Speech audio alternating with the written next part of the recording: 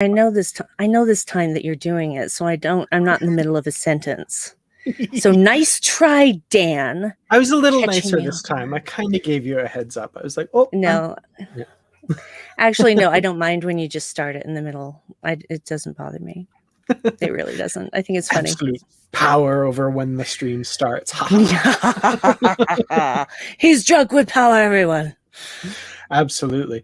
Welcome, everyone, of course, to the Unready Room. I'm Dan Gunther. That's Brandi, Jackola. And we're talking today about Voyager's 100th episode, Timeless. And this one just narrowly edged out Defiant as the one we were going to talk about this week. So I thought for a second, for the first time, the one that we picked randomly might be the one we talk about, but not quite. Timeless still beat it out. So yeah. Brandi, you told me something that I shouldn't be surprised at by now, but was completely shocking in the moment because I keep forgetting this. Go ahead. Tell everyone. This was my first time seeing this episode. Awesome. That's so cool.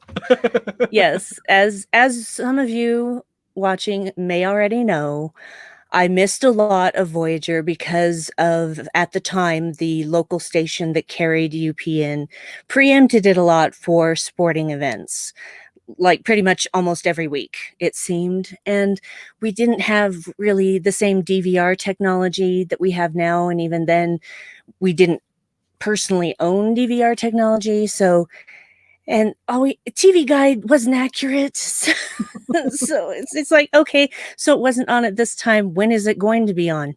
We had no idea.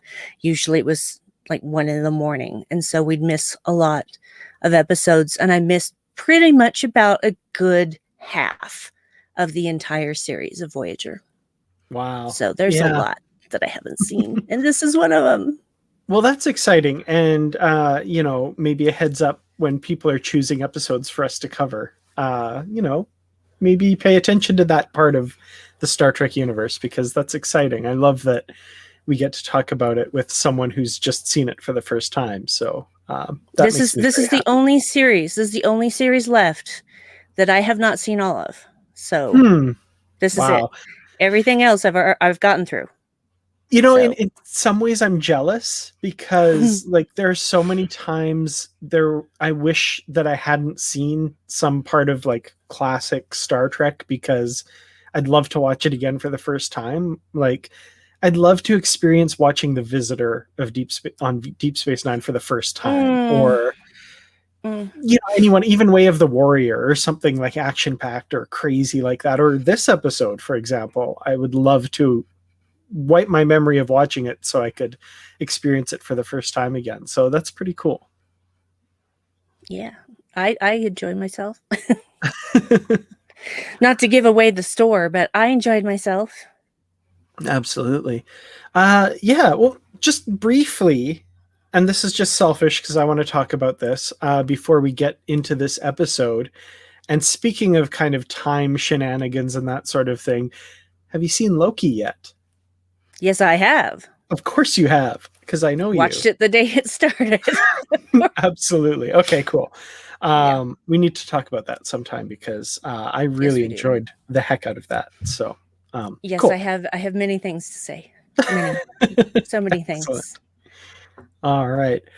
Well, let's talk about Voyager for now. So Timeless. I love the way the episode starts out. First of all, we're on this unknown snowy planet, and of course, as you said, everyone makes the joke. I'll let you give the joke there that everyone says when they see this. Oh, they're on Hoth. Yeah, the ice planet, of course. But we get that shot overhead and we realize that it's Voyager trapped under the ice. And I would put this up there with the teaser. The teaser part of the episode is the part before the opening credits, of course. I would put this up there with like the Enterprise blowing up at the start of Cause and Effect, or Mm. the two Borg cubes getting blown up by the 8472 beams at the start of Scorpion. Like, this is just a great teaser. I love that. Like, who are these people? Because they're masked. We don't see that they're Chakotay and Kim quite right away, but Voyager trapped under the ice. That's just such a cool, stark image. It is. There was a part of me when we saw that image that I'm like, don't dig that up, because then you're going to find the thing, and then it's going to possess somebody, and it's going to kill all of you trying to rebuild its ship so it can go home. So please, because that's of course the second thing I think when I'm looking at something that's probably Antarctica, when they have that wide shot of a frosty landscape. Absolutely, yeah. But they do get into the ship. They don't dig it up, but they do beam into the ship and start looking around. I gotta say, this is just my one thing that I notice every time that I watch this episode. They've redressed all the sets, of course, to make it look like it's frozen and in a deep freeze kind of thing. And they have like what's supposed to, I think, look like ice hanging down and stuff. But that's just like a sheet of poly, like a sheet of clear plastic that they use in construction. And I'm just like, I notice it every time. I'm like, oh no. Just a little. It's just, I just try to not focus on those things because it kind of destroys the illusion. But I noticed it too. And I just went, oh yeah, well, yeah. But looking at things that happen later in the episode, I understand where all the money went, so I will forgive it. Absolutely. So it's okay for it. It's okay. I'll give it a pass. I also have to say, this is well before the age of commonly using CGI to show breath in a cold environment. And as someone who lives in northern Alberta, they would have been showing breath so much. So much. Yeah. It's so noticeable when the breath isn't there. But I also understand that like there's just no real practical way to do it. So agree. I noticed that too, because we get pretty cold here in Utah during the winter. So I that was starkly absent. So you're not alone in that. Definitely. Patrick makes a good point. Another great teaser bit is Earth being destroyed at the start of Twilight on Enterprise. That's a very good one as well. Absolutely. Yes, that is true. Yeah. So as the first timer here, what are you thinking here as they're exploring this ship? What's kind of going through your mind? Because it's hard for me to put myself in the place of not having seen it 10 or 15 times, however many it's been. Well, knowing the title of it, knowing that it's Voyager trapped in the ice, and seeing, of course, the streaks of silver in their hair, I'm like, oh, this is going to be a time travel sort of episode, messing with time sort of thing. Mm-hmm. So obviously something went horribly wrong. Chakotay and Kim are the only ones who survived, and they're there to fix things. That's the first thing that I thought, which is pretty much what it is. Pretty bang on. But the whole slipstream drive, I'm like, the what, the huh? They had a slipstream drive? What? What is this? Why is this the first time hearing of this? Oh yeah, I missed half of Voyager. That's why. Right. But I have to ask though, was there mention of a slipstream drive prior to this episode?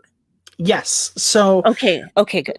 Yes, the quantum slipstream drive comes from the, I think, season 4 finale, Hope and Fear. Just a quick backstory on that. They get a message from Starfleet, mixed in with a bunch of other communications, encrypted message, and they get this guy aboard who helps them decrypt it. He's just a computer whiz, and they decrypt it, and it says, hey, we have a starship waiting for you here. It's outfitted with a new drive. Transfer your crew to it and take it back to Earth.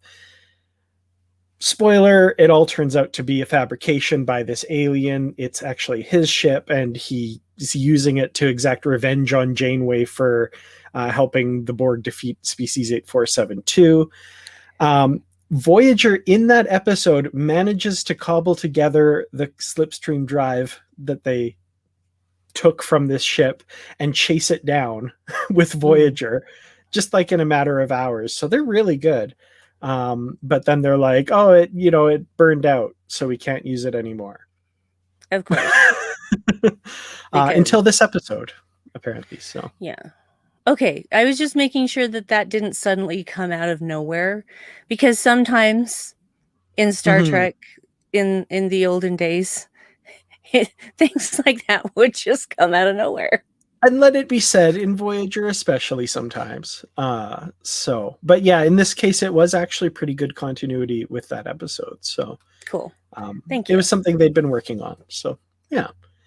And Patrick, again, book mentions Oh yeah, Slipstream yeah. in the season 3 premiere of Discovery. I love that little reference too. That was good. Yeah, it's mentioned, it's heavily featured in the novels, slipstream Mhm. drives. No, So absolutely. I know of it from that as well. But of course, not having seen this far in Voyager, I had no idea that they'd ever had a slipstream drive of any kind. So that was Mhm. all like, what you who's it now? So I was No, like, oh, yeah, well, if this you is going in a direction I didn't expect. absolutely, yeah, if you hadn't seen that episode, this would seem right out of left field. That makes a lot of sense for sure. Um, but yeah, so we kind of get the backstory. We get a little bit of backstory of what happened. They brought this slipstream drive online. They apparently, this is the one part of the episode that always confuses me a little bit. They apparently ran all the tests and made it 100% safe, and yet Harry Kim is the only one to think to run some simulations. And Tom Paris is the I only was one going to who say, no, thinks, it's Tom. yeah, sorry, is the only one to run a bunch of simulations and say, like, hey, this is actually going to blow up and kill us all. Well, he is Um, the pilot. he is, but it seems weird that they deemed it safe and did their tests and stuff and said, yeah, yay, it's safe. And it You seems like think it'd, yeah, 99.9% of the time it's going to blow up and kill them. That's a pretty yeah. major flaw. It seems like that would be the chief engineer's job. You'd think. Yeah. Just, that's just my thought. So, yeah, Hmm. I don't know. Maybe Tom didn't want to tell Balana because he didn't want to make her feel bad or something, because, this is still sort of early in their relationship ish. And, or maybe he just didn't want to upset the whole crew, or I don't know. But I did think it was weird that Tom's the one running the simulations Hmm. and not Balana. Yeah. Yeah, definitely. Let's talk about this scene a little bit, though, because we get the celebrations in engineering. Torres smashing the champagne over the warp core, and some memorable moments with Seven, which I think are a lot of fun. Yeah, that was an interesting scene. Yeah, wow, she really can't hold her liquor, I guess. Hmm. Well, when you consider it, she's never had liquor because she was a child when she was assimilated. So she would have never had liquor or synthahol or anything. Hmm. So yeah, they had no idea how it was going to affect her body. Yeah, and I do like in later episodes. I think they make mention of that as well, too, where the doctor says, Synthahol doesn't agree with you, Seven, or something like that. Or yeah, I like and Patrick again, just referencing that line. I love that. We are as one. We are as one. Yeah, she Good wasn't stuff. over the top. That's Mhm. what I appreciate. She wasn't over the top, but she was entertaining. Yeah, She was that was a not lot of fun. herself, but not like comedically over the top, like too far. So Mhm. it was enjoyable. It was very enjoyable. Yeah, definitely. So yeah, we kind of get back and forth between the future and the present, or the present and the past, depending on which perspective you're looking at the episode from, I guess. But there's some really interesting artistic choices, I thought, for example. And the one that immediately pops to mind is, Janeway having the pad that had the damning information on it, right? Like this variance that could spell disaster. And she makes the decision to go ahead with the flight with the Delta Flyer ahead, taking these precautions and sending course corrections. And the pad that has this information on it, you get that immediate reminder of what all of these decisions lead to when it fades from, it pristine, nice on the table to it frozen in the tomb under the planet. And some of those like artistic choices, those directorial choices here, I really appreciated. And I feel like sometimes these older Star Trek episodes don't do the more artistic stuff like that very often. But like in here, I really love those choices. I thought that worked really well. Well, that's why you get LeVar Burton to direct the episode. Absolutely. So, he hits it out of the park with this one. Oh yeah, he's really good. And he gets to have, a nice cameo as well. So we'll get there for sure, because I have thoughts on that cameo. Good thoughts. They're all good. Yes. Oh, yes, of course. But yeah, I always look to see who directed the episode, because it's a thing with me. I like to see who directs episodes, and so I always like it when it's a Trek person, because I think that Trek people have a better feel for what makes a good episode, because they know what it's like on the other side of that camera. And so they know how to get those shots, and they know how to help their actors. So I just feel like, and I think that's why Frakes is so good. And that's why they keep asking him back, because he's just so good at getting everything how he needs it to be, and getting everything he needs from the actors. And everybody loves him. And as far as I know, everybody loves LeVar Burton as well. So, and everybody loves Robbie Duncan McNeil. So, he's gone on to do crap loads of stuff. I mean, that guy's doing stuff all the time. And now he lives in Utah and was at the Jazz game the other night. Crazy. Cool. I live in the same state as Robbie Duncan McNeil now. How did that happen? I don't know. Why did he move here? It beats me. But hey, we're happy to have him. Now come to Fan X, Robbie. Anyway, I just think that that people who have been on the other side of that camera on Trek do better episodes than maybe directors that haven't, so to speak. Especially directors that may be new to Trek, maybe not new to television, but new to Trek, because Trek is a whole different animal. It's not, you can't direct Trek the way you direct other television. Just, you just can't. Yeah, there's almost a whole nother language and culture associated with it that, like Frakes, for example, really, really gets it. A shout out also, I think, to Roxanne Dawson. Does some amazing directorial work too, for sure. And Picardo. He's had his time in the director's chair as well. I think Tim Russ has as well. So they've all. I think Tim Russ was the one who did of Gods. Was it as of Gods and Men? Oh right, of course the fan film things of Gods and Men, and something else too, but it's eluding me. But anyway, I know. I have problems like that all the time. But yeah, did he do Renegades? I can't remember. I can't remember either, but it's quite possible. Someone in the chat will know. Yeah. Oh, TJ says Renegades. So yeah. Thank you, TJ. Appreciate you. Yeah. Okay. So we're back in the future here, and they've extracted 7 of 9 and the Doctor's mobile emitter from Voyager. They revive the Doctor, they activate him, and he's kind of like, what is going on here? 7 of 9, however, they don't revive. They remove a Borg component from her. A Borg component along with her freaking eye and part of her brain. You could have warned me. You could have warned me. You could to warn me. I was like, he's working on her implant, and then you see the eye, and I'm like, oh my God. What? Oh. Nope. Nope. Nope. Nope. Nope. Nope. Nope. Nope. No. No. I was traumatized. You got there a split second before I asked you because I was curious about your reaction to that. So yeah, sorry about that. But I expect that kind of stuff on Picard. I do not expect that on Voyager. And yeah. even on Picard, they didn't show the actual eye coming out. Part of her brain and her eye.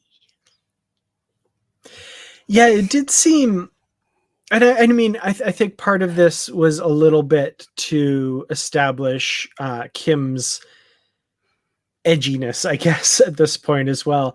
But there was kind of this weird clinical detachment from everything that was surprising to me. And I remember that when I first watched this, like, this is Seven, this is your colleague. Like, like there's no kind of space given to that. But I think that is very much intentional.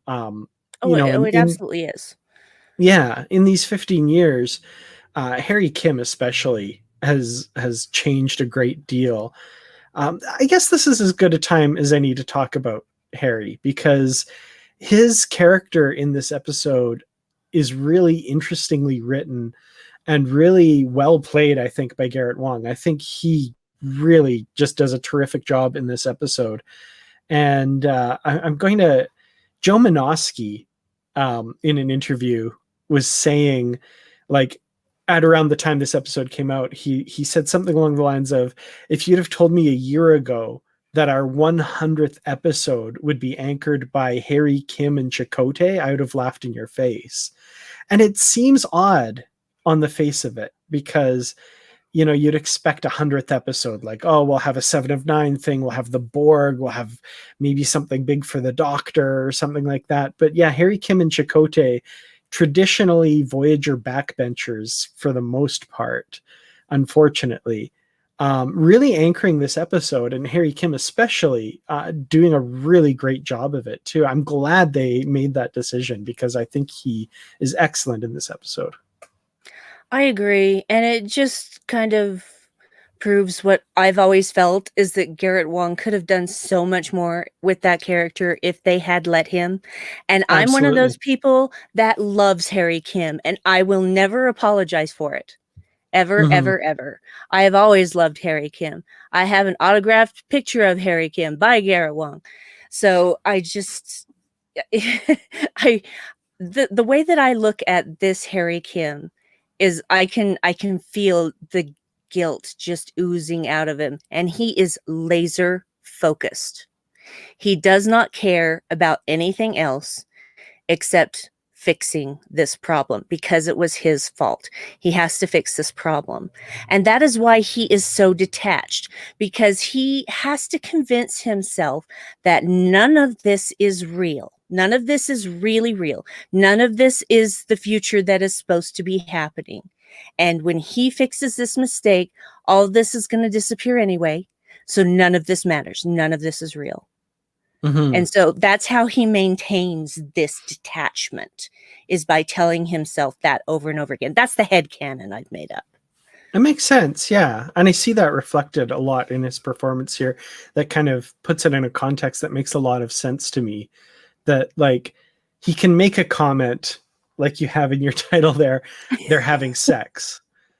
Which, you know, we talked about before we started recording. Really awkward scene. But in the context of that, like, he doesn't care who he offends or pisses off or makes feel weird. This is all going to get erased anyway. It doesn't matter. It's like an actual real life manifestation of the effects of depression, which is kind of weird. Yes. Like someone who's in a depressive state sometimes feels like nothing really matters and they can just do whatever they want to blow up their life because whatever, it doesn't matter. In this case, if his plan succeeds, that's literally true. You know, that's an interesting position for a character to be in. It is. And I was just thinking, why is he being such a jerk? And it didn't take me very long to really understand that. because you don't really understand at first, and then when you hear that it was his phase variance corrections that caused the ship to actually be knocked out of the quantum slipstream and crash land, etc. And so I thought, oh, this is all about guilt. And that is Mm-hmm. a very heavy burden to carry. That is. Yeah. And the kind of person that Harry is, yeah, that would destroy him. So this is no longer the Harry that we knew. That Harry's gone. Long, long Mm-hmm. gone. And Yeah. this Harry is only there to do one thing, and that's to fix his mistake and get rid of this non-reality that he's in. Mm-hmm. Yeah, and it's interesting to see that guilt manifest itself in this character who has, in the 4 years and a bit up to this point that we've seen him, is just so totally not that. Like Yeah, he's had down moments and that sort of thing, but he's everybody very does. chipper. He's a very happy person, generally speaking, very hopeful. And yeah, to see him so expertly play the other side is just, it's kind of chilling, but really It interesting to see is. for sure. Yeah, Yeah. it is. It is. I really actually I I wouldn't say I like Harry this way, but I like the way that Garrett played it. It was so different and so Hmm. abrupt and uncomfortable, and he did a Yeah. fabulous job. I remember thinking after this episode first aired that like it was such a change for the character that I kept hoping the writers would give him a lot more meat to work with, because he's very Yeah. clearly, obviously capable of handling it. Mhm. Excuse me. And that never really seemed to manifest, and it's really too bad. I've done this thing where when I watch an episode of Voyager, after a certain point, it it becomes very obvious to me that the writers don't like the character, and Garrett Wang himself has talked about this.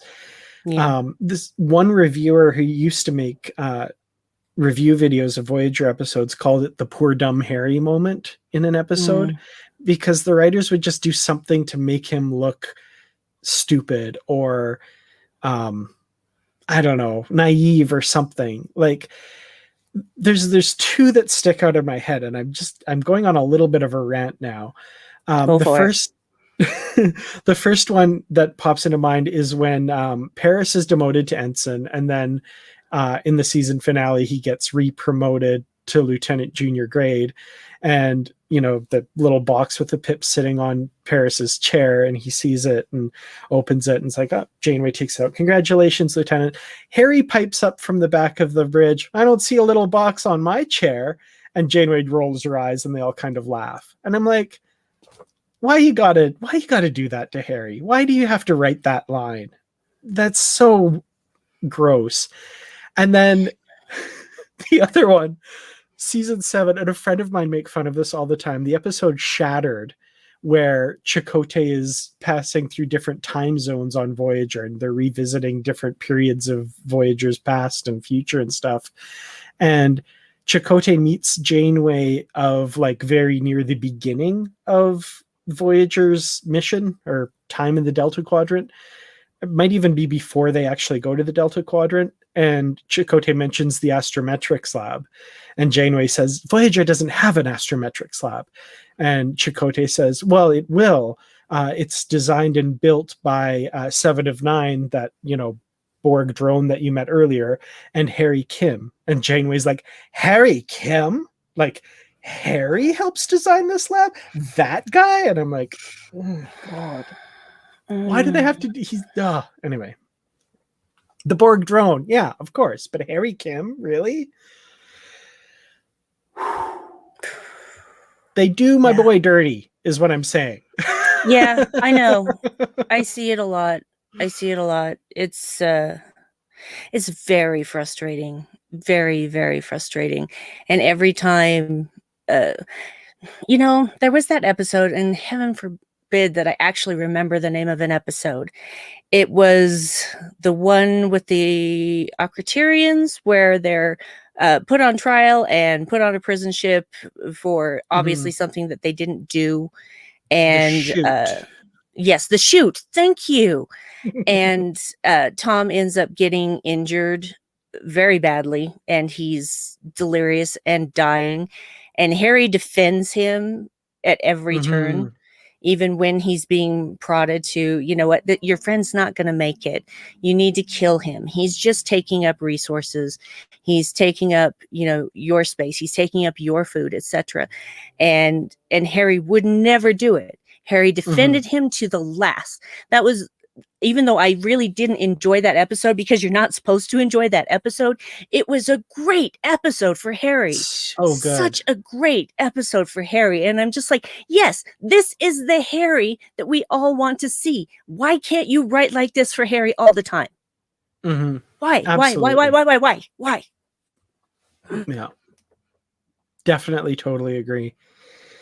So, I guess long story short, I'm both surprised and amazed, and thirdly, very happy that they centered this episode around Kim, because he carries it and he does it so well. And, you know, even him as his happy-go-lucky past self is just, when you switch back and forth between those scenes, it's just like night and day. And I love that he as an actor can pull that off. So that's awesome.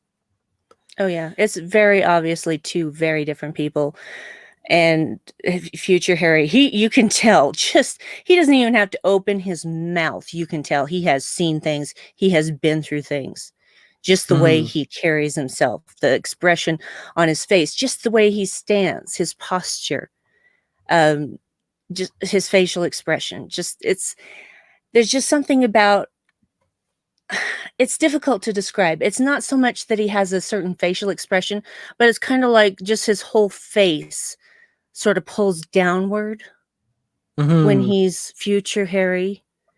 Yeah. And I don't know if that's like helpfully enhanced by some makeup or anything, but it's just everything is heavy about him. Yeah. It's like the phrase that comes to mind, and it's not exactly right, but it's like a hangdog look almost. Yeah. No, I know what you're trying to say. I don't have the right word for it either, but that's exactly, that sort of thing. He's felt defeated for so long, and this is his one chance. And he is not going to let anyone stop him. So his whole plan is to send a new set of phase corrections to 7 of 9 directly through time to correct the error. But they very quickly realize, when, you know, reality doesn't change, that it didn't work. And we see that play out in the past in just, you know, if you want to look at the Voyager DVDs that I owned, and then Netflix, Voyager on Netflix, like just the sequence of about 30 seconds to a minute that's probably been played the most by me is this incredible crash scene. Just beautiful 90s CGI. So well done. Of Voyager, you know, belly flopping onto this ice planet and burying itself in this glacier. Just beautiful and heartbreaking at the same time, because, you know, it's flashy visual effects and all that sort of stuff, but it's, you know, the death of everyone that we've been following here except Chakotay and Kim, right? So I think you had mentioned in a chat before we started this, that scene just holds up so well. Like it's so amazing. It is comparable to anything you would see on Star Trek today. I found zero faults with it. It looked so good. So good. Even on Netflix, it looked so good. It was, and my husband Dave turned to me and said, "Well, I know where all the money for this season went." Yep. and rightly so. That was an amazing sequence. I mean, it was seamless to me. Yeah. Even now, how many decades later? Just beautiful. Beautifully done. Absolutely beautiful. Yeah. This one, this is one of the many scenes where I'm like, I would love to see Voyager remastered in high Mm. definition, but at the same time, I'm like, would it look as good in high definition? I don't know. I would love to see these redone in high def, though. I think it would be incredible. It looked pretty freaking good on my high def TV, I can tell you that. Mm-hmm. Oh man. So yeah, the face corrections didn't work. And there's a ticking clock on their end now. He's had 15 years to make these calculations. They obviously didn't work. And the ticking clock now is that the Federation Starship Challenger has shown up, and they're trying to stop the Voyager crew, or Chakotay and Kim, from changing history. And of course, we have to talk about Captain Geordi LaForge and his wonderful cameo appearance in this episode. Oh, everything that I hoped Captain Geordi LaForge would be. Mm-hmm. Yeah. I love that the ship is called Challenger, and I really, really hope that it is in honor of the Challenger space shuttle. Mm-hmm. That they named it the Challenger. So, yeah, and I love the way that he and Chakotay speak to each other with complete respect. Mm-hmm. Because obviously Chakotay knows who Geordi is.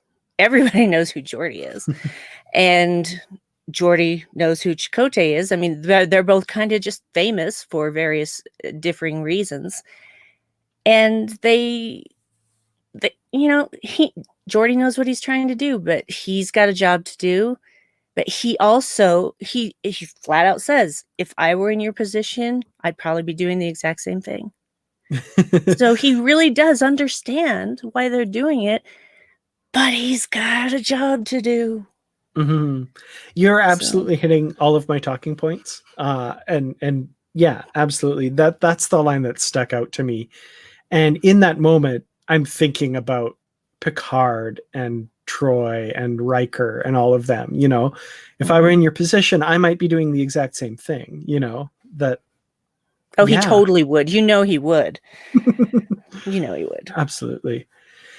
So, yeah, the face corrections, like I say, obviously don't work. So this guilt that he's had for 15 years, it seems that no matter how much time he had to fix it, nothing could have changed, right?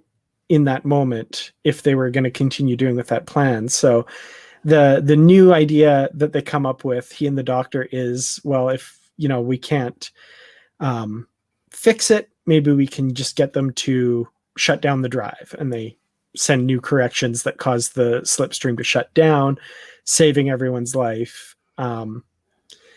What's interesting about all of this, and I wish I'd remembered who wrote this, but this is one of the first times in Star Trek where the crew is using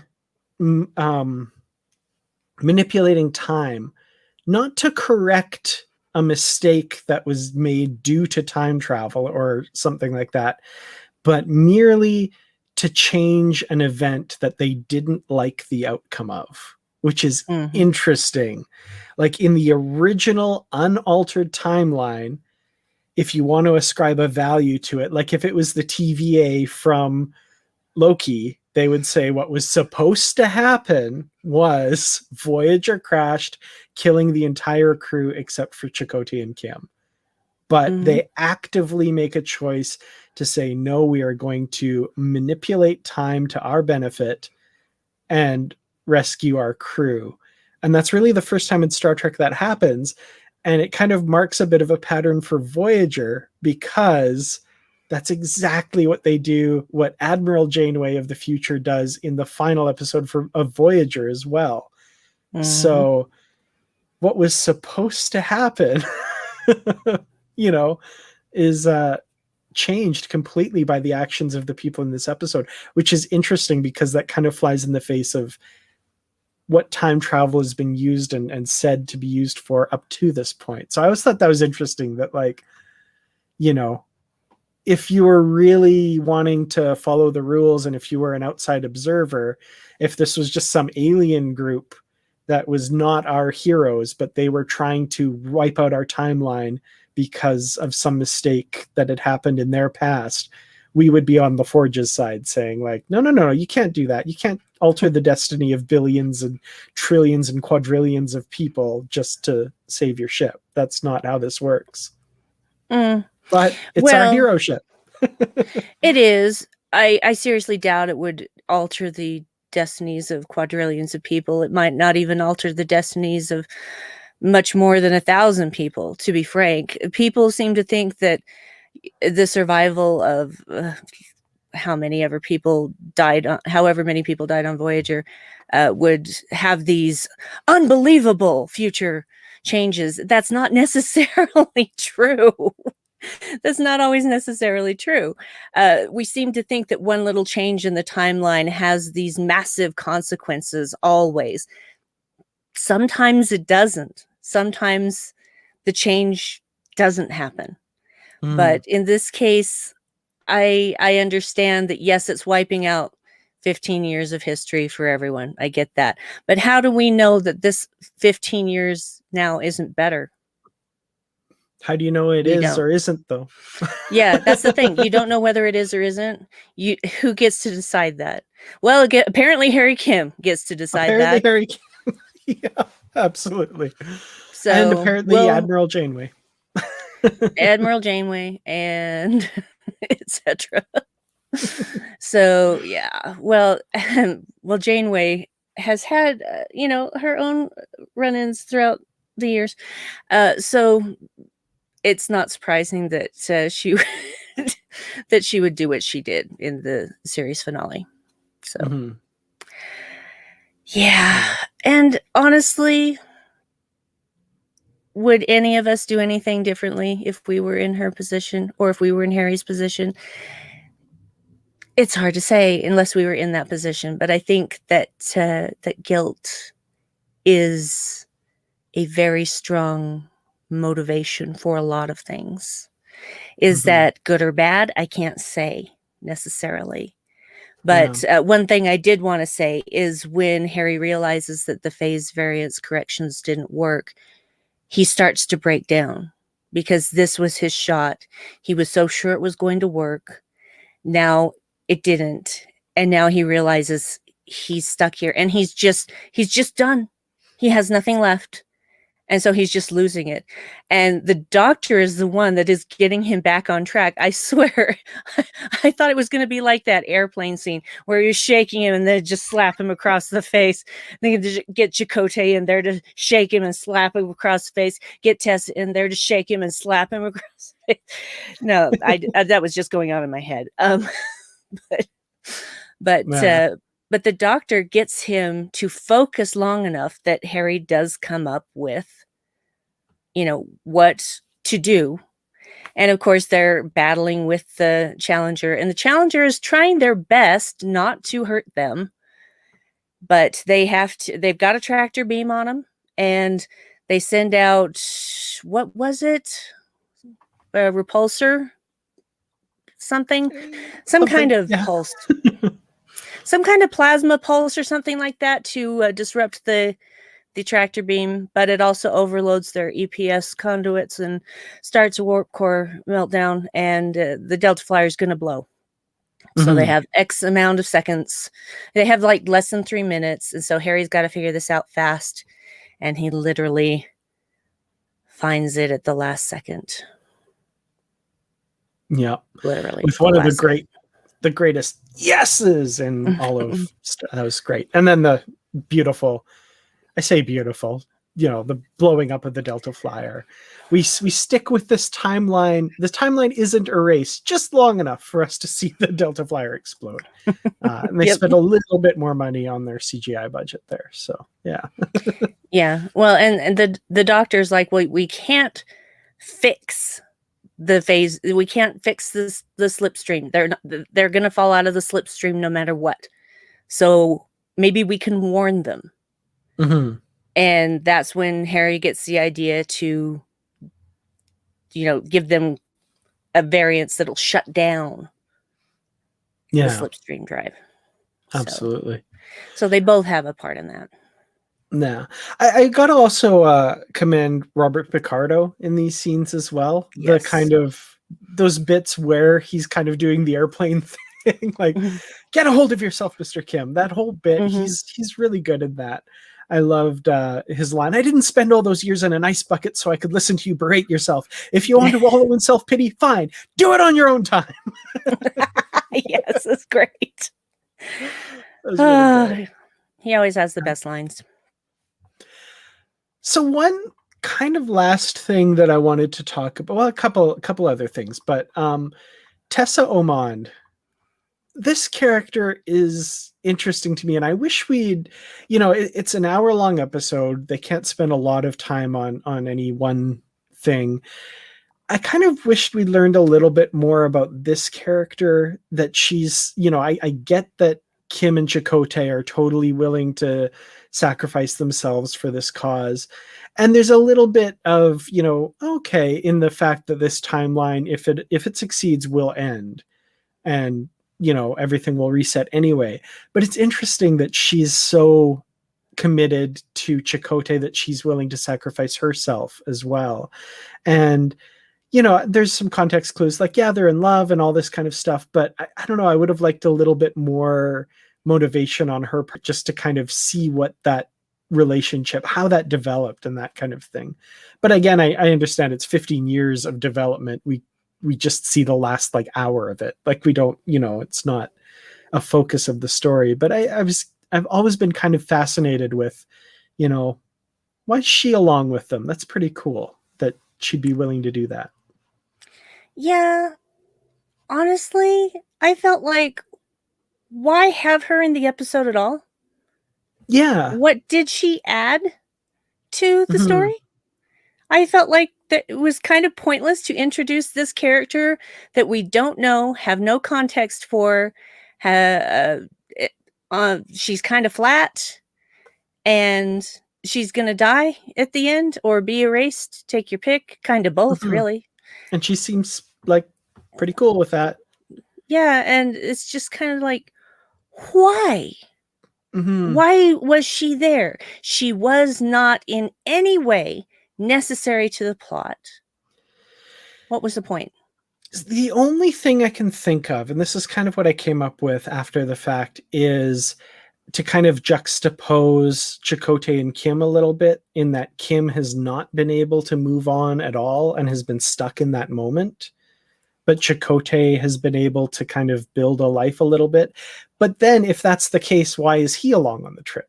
Like why was Kim able to say like, hey, come with me, we're gonna fix everything? And he's like, okay. You know? So I felt like there was like this, like Chakotay's better adjusted, but Kim's not. And this is how we're kind of showing it. But then now I'm starting to question Chakotay's reasons for being there. So I don't know. Well, I think that it's pretty obvious, just from the performances of Robert Beltran and Garrett Wong, that Harry is very ridden by guilt and bitter and focused. This is his fault. He's going to fix it. And Chakotay is doing his best to be supportive. He Mm-hmm. wants to fix it too. He's not the one Yeah. that caused the accident, but he's got survivor's guilt as Mm-hmm. well. Uh, and so he's willing to do whatever it takes to support Harry. And yes, I think he's willing to die to bring back his crewmates as well. But he is more well adjusted because he's not the one who made the mistake. And I think their Mm-hmm. performances are enough to carry that. They don't need to bring in this third person that we don't know and will never see again to get that across. So I'm just like, what was the point of Tessa? Mm-hmm. I just don't get it. I always thought after seeing this episode that we'd see her like in the changed timeline at some point, just like maybe they were setting something up to pay off later. But yeah, we never get anything like that. Never see her again. So it is an No, odd they didn't. choice for sure. They They didn't do that in Voyager. They didn't do that at all until, well, they kind of did that in Enterprise, but not to the level that they do stuff like that in Trek today. They actually Yeah. think about things like that today. Back then, they just wanted episodes that were self-contained so that somebody could just be flipping through channels and go, oh, I'll watch this, and not feel alienated by context stuff that they didn't understand. That was the whole mindset for Star Trek Mhm. at the time, which I think is absolutely ridiculous because continuity just went out the window, which Yeah. is why you never knew how many shuttles were on that damn ship. I will counter with Deep Space Nine, but that's Oh, just. that is true. That is true. My apologies. That is true. But But very true that for Voyager. but Absolutely. there are some continuity problems in the early seasons of Deep Space Nine. Oh, absolutely. And in the later seasons, they sometimes forget which alien race did what and stuff. But that's okay. Mm-hmm. That's okay. Yeah, but they just didn't plan ahead like Mm-hmm. they do now because they just wanted to do oh, we want this to be accessible. No, Maybe tell a better story. Maybe just tell a good story instead. How about that? absolutely. Um, So the last thing I wanted to talk about was the message from Harry Kim to Harry Kim at the end of the episode, which I always thought was nicely done because we see Harry of the future make recording the message and the little off-screen bit by the doctor, and then we see that play for Harry at the end. And at the time you don't know who he's recording the message for in the episode, but then by the end it gets delivered to the past Harry, and you're like, that's pretty cool. I like that. Your assistant's Mr. Kim from off screen. It's just like I just like that little bit of attention to detail there. Indeed. Oh, I absolutely thought he was recording it for himself. Mm-hmm. Who else would he be recording it for? That's the thing. So, yeah, he doesn't have anybody, right? So, no. yeah. It's not like he's recording it for Chakotay. So, yeah, for sure.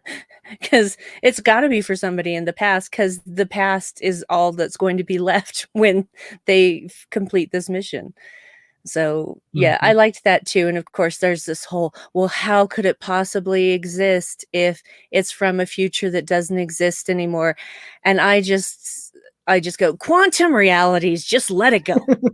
Just let it go. Just let it go. Your brain will break because we as humans, our small brains just can't possibly comprehend the levels that are out there in the actual universe and what is possible and what is not. It's okay. It's okay. Just let it go. Yeah. Well, any final thoughts or anything that we haven't brought up that you would like to talk about? And this goes for people in the chat as well. Yeah, and Kim's girlfriend Debbie. Kim's girlfriend Debbie. I thought her name was Libby. He's got a different one in every port. It's fine. Yeah, because Harry was such a player. Oh, he was such a player. Yeah, absolutely. Oh, sorry. Maybe that wasn't Harry. Maybe that was Garrett. Oh, I didn't say that. What? Ouch! I didn't say that. I didn't mean that. I love the guy. He's amazing. Yeah, but you're not wrong. Anyway, yeah. See, people think that time is a line, and it's not. It's this sort of. It's like a wibbly wobbly ball of timey-wimey stuff. Actually, one of the best ways that I ever heard it explained was on the short-lived television series Witchblade, whereas that time is kind of more like a spiral. And so you think it's a straight line, but things intersect at different points, and what something you think is in the future is actually right beside you or even behind you. And so, or if you're the prophets or the wormhole aliens, it's everything all at once. And you just go around saying, past, what is this? Well, if So, you're the prophets and you exist at every point in time, you should know because Cisco already explained it to you. yeah, that is true. That is true. Hmm. Yes. So, but I I really enjoyed this episode. Uh, there was the trauma of seeing half of Seven's head in the doctor's hands. Was not expecting that, and Yeah. the fact that they're all just so nonchalant about it. It's just the craziest part to me. It's like Yeah. these days there would be like a content warning before the episode started. Explicit content.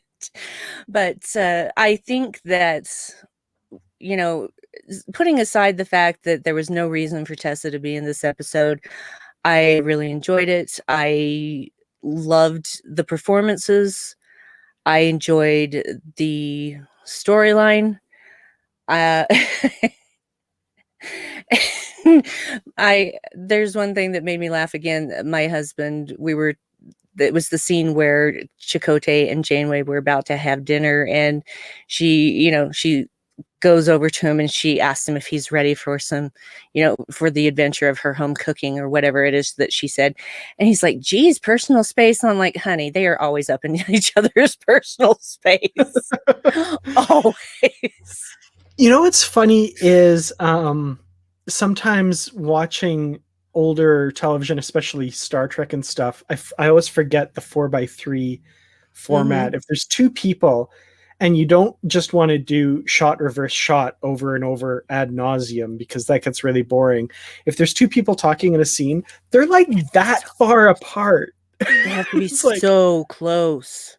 yeah. Yeah.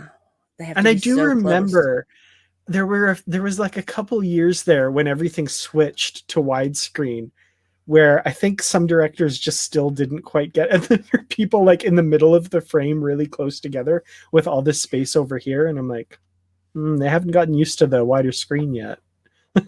Yeah. But This is true. Well, yeah, Dave liked it. yeah. Yes, that's my Yeah, husband. I absolutely. gosh, what would I rate this? Of course, it was like I said, I hadn't seen it before, so everything about it was a complete surprise. And even though I predicted this was going to be a wibbly wobbly timey wimey thing, pretty much off the bat, it's still I didn't know exactly what was going to happen, exactly when. So I would say, let's see, I would say 7 out of 7 intoxicated sevens. Nice. Absolutely. Um yeah, I don't have a ton to add. The one thing I will say that's interesting about this episode is there is no actual time travel in it, which Well, is I know. kind of cool. Well, there Um, kind of is because he's sending a signal back through time. well, So the signal travels through that's time. that's what I was just getting to. So there's no actual like bodily time travel in this episode, which is really cool. It's just sending a message through time, and that's it. And I think that's a neat concept. I was reading some of the background information about the production of it, and that was one of the things they were like, we want to do something a little different, and that was one of the things they decided was there's nobody actually traveling through time, which is kind of cool. And the other thing I noticed from the background stuff was they were adamant. Brandon Braga was adamant that it be a 1 hour episode, not a two-parter. In his words, he wanted to do something that was a little bit evocative of City on the Edge of Forever, which is like this self-contained 1 hour episode that's kind of a bit of a classic. Hmm. I don't know if I'd put this on the level of City on the Edge of Forever, but it gets close. Like it's a pretty classic episode of Voyager. When I'm thinking of the best episodes of Voyager, this one is pretty near the top for me, if not the top. Like it's right up there. So I think they accomplished their goals with this episode for the Agreed. most part. So yeah, it's a 5 out of 5. Weird sheets of poly tarp that's supposed to look like ice. that's been spray painted with mist and stuff. But yeah, no, I really like this episode. There is one thing in the cold open. Cold. It was actually cold in the cold open. When they're trying to get to where the ship is, there is this scene where one of them, which I'm pretty sure is Garrett, actually slips a little as they're going down a slight incline, and I'm wondering if that was purposeful or if that was an accident and they just left it in. I don't remember that, but like in the big overhead shot, I think. No. It's actually a close up. They're walking through all this area and they're going down this slight incline, and one of them just slips a little bit. Because it's just a slight incline, and they're about to, find Voyager, and they just left it in, and I'm wondering if that was intentional, because it seemed like it was an accident. That's cool. I like. It seemed like it was actually slippery. Yeah. Cool. Well, I don't really have much more to say about this episode, so. I don't know if we want to go ahead and open it up in the chat. First 3 episodes / films. And I'm going to implement a rule, and this was suggested by someone. The first 3 episodes are films from different series to That's a good one. Out. Yeah. Yes, because we have been kind of camped in all of the old stuff for pretty much as long as we've been doing this. Like the newest thing that we've done was Beyond. Like we haven't touched Discovery, Picard, Lower Decks.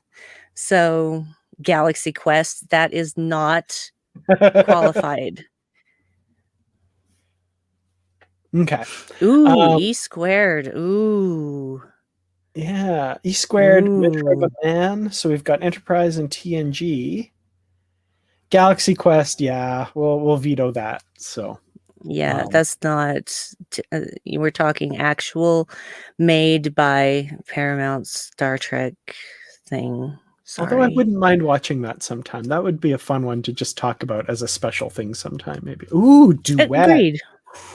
Okay, I think we've got our 3. Ooh. Donnie Pearson, live long and prosper to yourself, my friend. Thank you for joining us. Really appreciate that. So, yeah, we have E squared from Enterprise, The Measure of a Man from TNG, and Duet from DS9. So E squared, it's towards the end of the Xindi arc. That's when the Enterprise NX-01 from far in the future encounters them, and old T'Pol and Lorian trip into Paul's son is the captain. Pretty cool episode. The Measure of a Man, that's Picard arguing for Data's rights as an individual and not as property of Starfleet from season 2 of TNG. Just an excellent all-around episode. And Duet from DS9 is second last episode of season 1.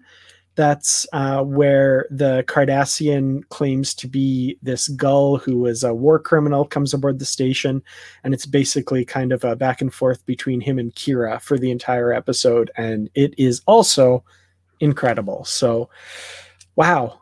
Yeah, we have some heavy hitters, I think, in this one. So I'm really curious to see what our random selection comes up with here. Okay. So let's redo it just because. So we're eliminating Enterprise, TNG, and DS9. So let's say number 1 is TOS. Number 2 is Voyager. Number 3 is. Actually, number 2 is the animated series. Sorry. Number 3 is Voyager.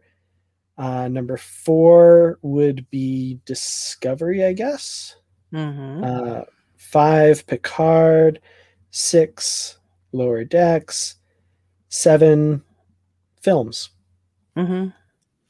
Okay. So, random number between 1 and 7. Okay. Hey, Siri. Wake up, Siri. Come on. Give me a random number between 1 and 7. It's 6. 6. Okay. Lower Decks. Okay, so it's 1 and 10. Yep. Give me a random number between 1 and 10. That would be 1. One! Okay, so Lower Decks episode Second Contact, the first episode of the series. Cool. Excellent. Okay, so your four choices: E squared from Enterprise, The Measure of a Man from TNG, Duet from DS9, and Second Contact from Lower Decks. We will tweet out that poll, and give you guys a couple days to pick your choice from there. And in 2 weeks, we will talk about one of those episodes. So go to at Positively Trek on Twitter. I don't have enough followers on Positively Trek yet. Let's up that a little bit. So I'm gonna pimp that to the 13 people watching. Okay, never mind. So not a lot, but that's okay. Spread the word. Retweet it. Retweet the poll. Yep, absolutely. Vote and retweet. Get it out there and tell your friends about this regular Saturday night thing. I think what's happening is people are getting their vaccines. It's certainly not that we've gone down in quality. We're delightful. I know it's not that. Yes. But people have got their vaccines and they're actually going out on Saturday nights now. So, we might have to change the date and time or something. I don't know. But well, here's the thing. I'm fully vaccinated and I'm still not going out on Saturday nights. I would rather do this. Fair enough. I'm not fully vaccinated yet, but once I am, there might be more Saturday night things going on. So we'll see. This was That's originally fair. Just because of the COVID quarantine and stuff. So, but I still enjoy the heck out of this. So I don't know. Me too. Anyway, yes. Twitter.com/positivelytrek. Go retweet and all that. It'll be up in just a few minutes. You can catch me on the Positively Trek podcast on Twitter at Kurtrats and here youtube.com/Kurtrats Productions. And Brandi. Just find me on Twitter at Brandywine12. Star Trek Discovery podcast, What the Future Holds. We got a new episode coming soon. Someday there's going to be coming out of the freezer is the Vedic Assembly, our Deep Space Nine podcast with my friend Nick. We're working on resurrecting it, and we've just been on hiatus due to a lot of things going on in Nick's life because he got his doctorate and he's been a little busy, etc. So things like that. And I have a podcast with my husband Dave called the Dark Corner Podcast, where we talk about nerdy things and such. And we're gothy people, so we just look at things from a slightly darker perspective. You never know what we're gonna say. Actually, you probably do, but anyway, those are the places you can find me right now for the moment. Excellent. I haven't commented on this the entire stream, but I got to say, your earrings are incredible. I love those. Thank you. Awesome. Thank you. I actually got these on Etsy. And so cool. Because Etsy is a great place to find some great, relatively inexpensive Star Trek jewelry. You know what? I'm going to quickly look up the name of the seller because it's a freaking amazing thing. She does a lot of different things, but I particularly like this, and she does just each one individually as well. So like obviously this is the science, this is the command, and this one is the engineering one, but I liked the very dangly all three of them for obvious reasons because and they're eye-catching without being, they're not very heavy, so they're not like really draggy down my earlobes. So I can tell you who they are from because I think if you want some, okay, it's by Kismet Craft Studio. So Kismet Craft Studio.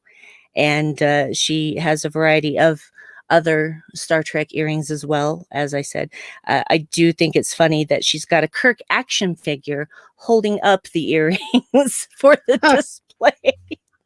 That's pretty cool. Yeah. So if you ever wanted some Star Trek jewelry, Etsy is a great place to start. So get Excellent. On over there.